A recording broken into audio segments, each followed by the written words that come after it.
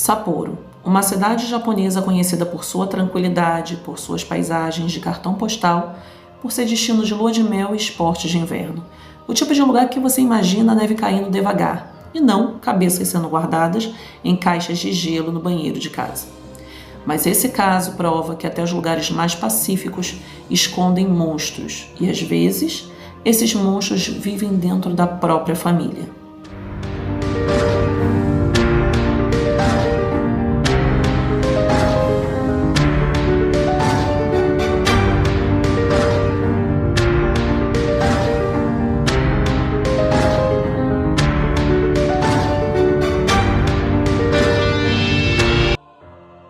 Sejam bem-vindos ao canal Serial Crimes, o canal onde a gente cava fundo nos casos mais sombrios, bizarros e desconfortáveis que a mente humana pode produzir. Eu sou Daniele Vendramini, sua narradora de confiança nesse passeio mórbido. Aqui a gente mistura investigação, mistério e uma pitada generosa de humor negro, porque, convenhamos, sem rir um pouco, a gente enlouquece. Aproveita que você já está aqui, se inscreve agora, ative o sininho e entra para o nosso culto Crime Lovers, porque se você deixar para depois, pode acabar perdendo a cabeça, literalmente. Sapporo, a maior cidade de Hokkaido, a prefeitura mais ao norte do Japão, é uma área conhecida por suas paisagens serenas e invernos nevados. É um ótimo lugar para praticar esportes de inverno, fazer caminhadas na natureza ou simplesmente desfrutar das diversas atrações vibrantes da cidade. E com uma taxa de criminalidade extremamente baixa. Tudo isso pode ser aproveitado com uma paz de espírito quase completa. Mas se esse caso nos ensina algo, é que até os lugares mais pacíficos têm seus lados sombrios. Lá viviam duas pessoas que se chamavam Osamu e Hiroko Tamura. Em 1994, eles tiveram uma filha juntos, e eles a chamaram de Runa Tamura, que foi uma menina que sempre teve dificuldades para se abrir com as pessoas conforme ia crescendo. E como as crianças podem ser cruéis, sua natureza quieta chamou a atenção dos valentões da escola. Muitos colegas de Runa começaram a zombar dela diariamente, chamando-a de nomes terríveis e dizendo que ela parecia um personagem de desenho animado. E na maior parte do tempo, a Runa internalizava sua raiva, mas todo mundo tem seus limites. Em uma ocasião, depois de ser insultada, ela perseguiu um colega de classe com um estilete, com a intenção de cortá-lo, mas foi contida. Porém, mais tarde, ela foi até esse colega e disse que se ele fizesse aquilo novamente, ela o mataria. Depois disso, os outros alunos pararam de zombar dela e eles simplesmente a evitavam, aterrorizados com o que ela poderia fazer se a irritassem. Aquele incidente ensinou uma coisa a Runa: era melhor ser temida do que temer os outros. Runa então se tornou uma garota reclusa por razões óbvias. Ela achava difícil fazer amizade. Seus pais, o Osamu, de 59 anos, e Hiroko, de 60, fizeram o possível para apoiar a Runa. Primeiro, eles a tiraram da escola que ela tanto odiava e pagaram pelo melhor tratamento psiquiátrico que o dinheiro podia comprar para ajudá-la com qualquer problema que ela pudesse ter. E um dos psiquiatras sugeriu que ela poderia sofrer de psicopatia, que hoje as pessoas geralmente chamam de transtorno de personalidade antissocial. Segundo aqueles que os conheciam, os pais de Runa tinham uma atitude de minha filha em primeiro lugar. Seu pai era um bem-sucedido psiquiatra e usava sua riqueza para presentear Runa e fazê-la se sentir amada. Ambos os pais a mimavam e atendiam a todos os seus desejos, até chegavam a seguir suas regras. De muitas maneiras, Runa tinha carta branca na casa de luxo de 4 andares da família, que era uma casa que ela raramente saía. Ela passava seus dias na internet, postando em fóruns sobre seu ódio aos homens, afinal sempre foram os meninos que a atormentavam na escola, e ela carregava essas memórias consigo na vida adulta. E foi em 2023 que Runa, com 29 anos, começou a tentar socializar mais com as outras pessoas em salas de bate-papo online. E foi um desses sites que ela conheceu Tomo, uma mulher que estava em busca de uma companheira. A Runa e Tomo realmente se deram bem e passavam horas conversando online sobre tudo e qualquer coisa. Então, elas combinaram de se encontrar pessoalmente em uma noite na discoteca no distrito de Susukino, em Sapporo. Mas havia um problema. Tomo não era quem ela dizia ser. ela na verdade era Hiroshi Una, um homem de 62 anos que criou uma personagem feminina para conhecer e se envolver com mulheres. Era um segredo que ele guardava de todos, incluindo sua esposa e filhos. O Hiroshi tinha uma reputação a manter, ele era um funcionário dedicado da empresa, um membro respeitado e de boa índole de sua comunidade local, um típico homem de família. Mas, secretamente, o Hiroshi passava muitas noites em bares e clubes convencendo sua esposa de que seu chefe estava organizando uma nomikai, ou seja, drinks após o trabalho com colegas, e por isso ele não podia recusar. Na realidade, o Hiroshi levava uma vida dupla e, apesar de ser mais velho que o pai de Runa, Hiroshi usava maquiagens e filtros para convencer a Runa de que era uma mulher muito mais jovem. E ele descobriu que isso trazia benefícios estratégicos. Como Tomo-chan, as mulheres o viam como menos ameaçador e baixavam a guarda ao seu redor. Crucialmente, elas eram mais propensas a sair com ele individualmente. Ocasionalmente, ele até conseguia levar uma delas para o hotel com ele. Na verdade, ele já havia sido banido de muitos locais noturnos por tirar vantagem de clientes do sexo feminino enquanto elas estavam bêbadas ou desmaiadas. Ele nunca enfrentou repercussões sérias por essas ações, afinal o Japão é notoriamente ruim processar casos de assédio sexual. No final de maio de 2023, Runa e Hiroshi, ou melhor, a Tomo, se encontraram pessoalmente em uma boate. Imagens capturadas dentro do local mostram Runa e Tomo se divertindo, abraçadas, sorrindo, dançando e aparentemente muito íntimas. Nesse ponto, acreditava-se que Runa ainda não sabia que Tomo era, na verdade, o Hiroshi. Afinal, o ambiente era escuro e ela raramente interagia com homens, além de seu pai, o Osamu. Falando em Osamu, o pai da Runa, ele também estava no clube naquela mesma noite. Dado que ela raramente saía de casa ou interagia com estranhos, é provável que Runa tenha pedido a ele para ir junto, como apoio moral, embora pareça que ela também tenha pedido para ele ficar fora do caminho.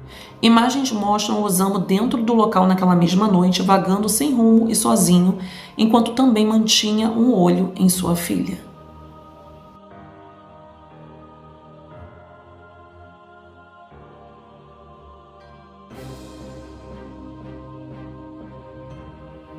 E após algumas horas, a Runa deixou o local com seu pai, mas manteve contato com Hiroshi online.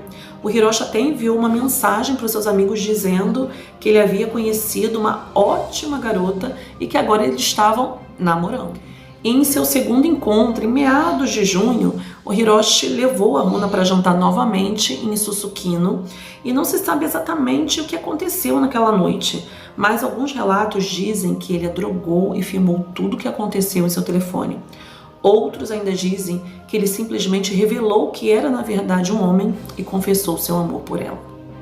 O que sabemos é que Runa descobriu a verdadeira identidade de Hiroshi naquela noite e em seguida voltou para sua casa e expressou sua raiva e humilhação aos pais. O pai de Runa entrou em contato com Hiroshi diretamente e falou para ele ficar longe da sua filha. O Hiroshi concordou desde que Osamu prometesse não chamar a polícia. E Osamu relutantemente concordou. Mas apenas um mês depois, Hiroshi quebrou sua parte do acordo e enviou uma mensagem para Runa pedindo para se encontrar com ela para um terceiro encontro. Ainda mais inacreditavelmente, Runa concordou.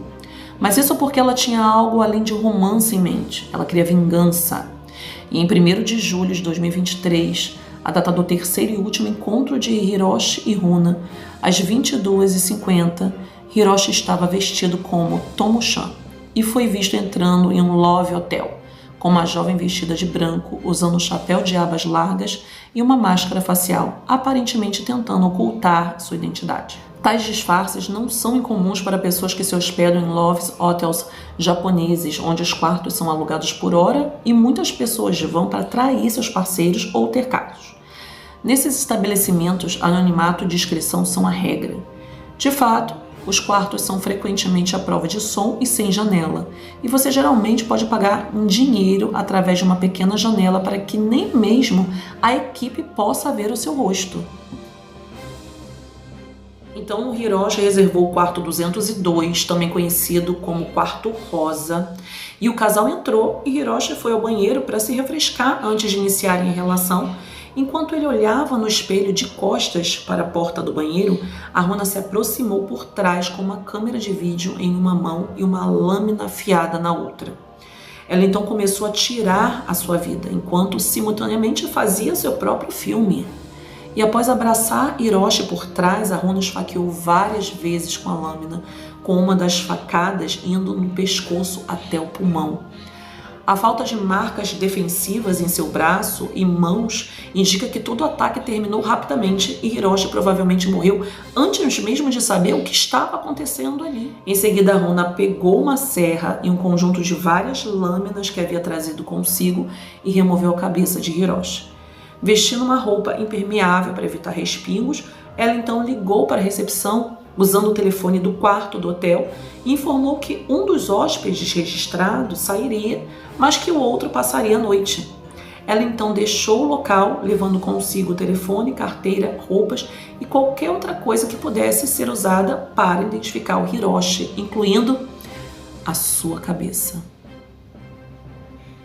Imagens capturadas logo fora do hotel por volta das 2 horas da manhã mostram Runa com um novo disfarce, carregando suas macabras coleções de itens em uma mala e mochila preparadas.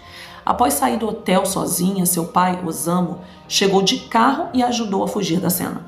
Runa havia, na verdade, dito aos pais que Hiroshi havia convidado para um terceiro encontro e juntos eles planejaram um assassinato perfeito. O Osamu, um psiquiatra treinado que trabalhava em um hospital, sabia como lidar com o corpo humano e instruiu sua filha sobre como remover a cabeça de Hiroshi, algo que ela teria que levar consigo junto com quaisquer objetos pessoais para atrasar a identificação. No dia do incidente, ele comprou para Runa serra, mochila e mala e lhe forneceu uma peruca loira. A mãe, a Roko, deveria esperar em casa enquanto Osamu esperava do lado de fora do hotel até que o ato fosse consumado. Runa e seu pai então retornaram para sua casa localizada a 10 quilômetros do local. Eles entregaram a Roko a bolsa contendo a cabeça de Hiroshi, que ela colocou dentro de uma caixa de gelo que deixaram no banheiro.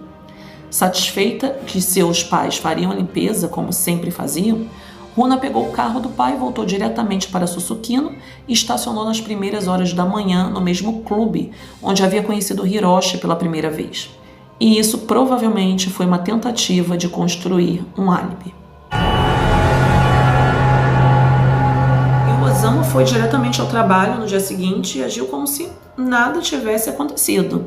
Segundo todos os colegas de Osamu, ele parecia estar de bom humor e continuou com seu trabalho normalmente. Roko, por outro lado, era menos discreta e reservada, e em 2 de julho ela procurou um parente e contou o que havia acontecido. Por volta daquele mesmo horário, enquanto Roko falava com seu parente, a equipe do hotel foi verificar o hóspede no quarto rosa que não havia feito o check-out no horário correto.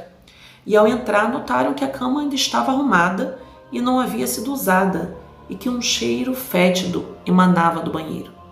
Lá dentro, encontraram Hiroshi em posição agachada dentro da banheira. Eles o chamaram, mas não obtiveram resposta. Foi apenas inspecionar mais de perto que perceberam que ele não tinha a cabeça. Os investigadores foram chamados e revistaram o quarto em busca de evidência, mas não encontraram impressões digitais no local. O corpo foi logo ligado ao homem de família desaparecido, Hiroshi Una, e um exame de sua atividade no computador levou as autoridades à principal suspeita, Runa Tamura, a única pessoa com quem ele havia feito planos na noite da sua morte. E além disso, a Runa morava perto de uma área onde os restos de um gato havia sido encontrado há pouco tempo. O gato também estava sem cabeça. A descoberta havia sido levada à atenção das autoridades, embora nenhum culpado tivesse sido encontrado. Os oficiais chegaram à casa da família Tamura em 25 de julho, 3 semanas após o incidente. Pegaram a Runa, Osamu e Roko completamente de surpresa. Segundo os investigadores, a família era claramente acumuladora, já que havia tão pouco espaço para se movimentar dentro da casa, com pilhas de caixas e todos os cômodos e objetos espalhados por cada centímetro quadrado do chão. Eles procederam a uma busca que era metade investigação, metade limpeza, embalando grande parte da bagunça em sacos de lixo. E após algum tempo conseguiram recuperar todos os pertences desaparecidos de Hiroshi, incluindo seu telefone celular, um dispositivo que havia sido quebrado, provavelmente para apagar as evidências ou destruir quaisquer vídeos que Hiroshi pudesse ter feito. Mas, perturbadoramente, eles também encontraram a cabeça de Hiroshi ainda no gelo, dentro do banheiro da família. Gente, 3 semanas depois. E assim, 3 semanas haviam se passado e a cabeça estava claramente em más condições. E certas partes estavam faltando. Seções da pele de Hiroshi haviam sido descascadas e penduradas como roupas para secar.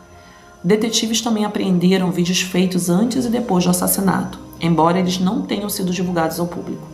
Aquele feito dentro da casa da família supostamente mostra mãos enluvadas alegadamente de Runa, brincando com o pescoço e a cabeça de Hiroshi. Como ambas as mãos de Runa estão visivelmente no clipe e o ângulo da câmera muda, eles acreditam que um dos pais de Runa estavam filmando-a. E desde então foi revelado que após o assassinato ter ocorrido, mas antes da história ser noticiada pela mídia, todos os 3 membros da família haviam pesquisado o termo assassinato em Susukino em seus smartphones. A coleção de mais de 20 lâminas de Runa também foi apreendida. Os 3 membros da família foram inicialmente detidos por danificar, abandonar e possuir uma parte do corpo, e embora em 14 de agosto também tenham sido acusados de assassinato em 1º grau. Na ocasião de sua prisão, Runa disse aos investigadores: "Há várias personalidades dentro de mim. Uma delas fez isso. Mas suspeita-se que ela possa ter sido orientada a dizer isso por seu pai, que é psiquiatra." Runa Tamura foi submetida a uma segunda avaliação psiquiátrica em setembro de 2024 para determinar sua capacidade de responsabilidade criminal. E até onde os relatos apontam esse laudo, ainda está pendente e o julgamento principal dela ainda não começou. O pai, Osamu Tamura, teve seu julgamento em 12 de março de 2025 e foi condenado não pelo assassinato em si, mas por envolvimento no descarte e na ocultação do corpo. Ele foi condenado a 16 meses de prisão, mais pena suspensa por 4 anos, o que significa que ele não vai para a prisão, contanto que não cometa outro crime no período da suspensão. A mãe, Hiroko Tamura, foi condenada por ajudar no abandono do cadáver e mutilação do corpo a 1 ano e 2 meses de prisão, com execução suspensa por 3 anos, ou seja, uma pena mais leve, também suspensa. E esse caso abre uma discussão brutal. Até que ponto um crime de vingança pode ser justificado? Hiroshi de fato tinha histórico duvidoso, mas nada prova que tenha violentado a Runa. Ela, por outro lado, preparou tudo com frieza e os pais, bom, são um retrato do amor incondicional. Afinal, qual outro pai te compra uma serra elétrica, te ajuda a esconder uma cabeça e ainda te dá carona para voltar para a balada? Família unida jamais será vencida, exceto pela polícia, é claro. Se você acha que já viu de tudo em crimes familiares, pense de novo. O Japão, com a sua fama de país pacífico, acaba de nos mostrar que o horror pode morar em qualquer endereço. Agora eu quero saber, você acha que a Runa e os pais são monstros ou apenas vingadores distorcidos? Deixa aqui a sua opinião aqui embaixo nos comentários. E não se esquece, inscreva-se agora no Serial Crimes, porque aqui a única coisa que a gente decapita é o tédio.